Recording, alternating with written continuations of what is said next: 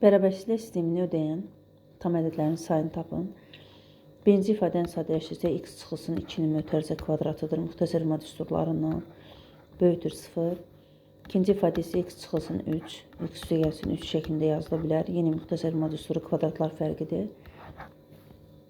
Birinci ifadəmiz həmişə 0-dan böyükdür. Sadəcə x-in yerinə 2 yazsaq, bu ifadə 0-a bərabər olar. Yəni burada 2-dən başqa bütün ədədlər, həqiqi ədədlər çoxluğu bunu ödəyir. Mənfidən müsbətə doğru bütün hamısı.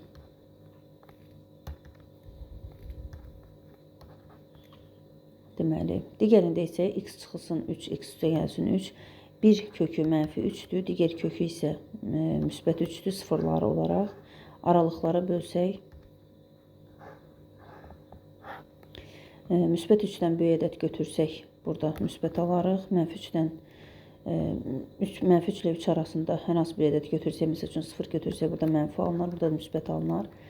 Bizə lazım olan aralıq mənfi aralıqdır. Deməli, bir dənə mənfi, burada sadəcə 2-ni almır.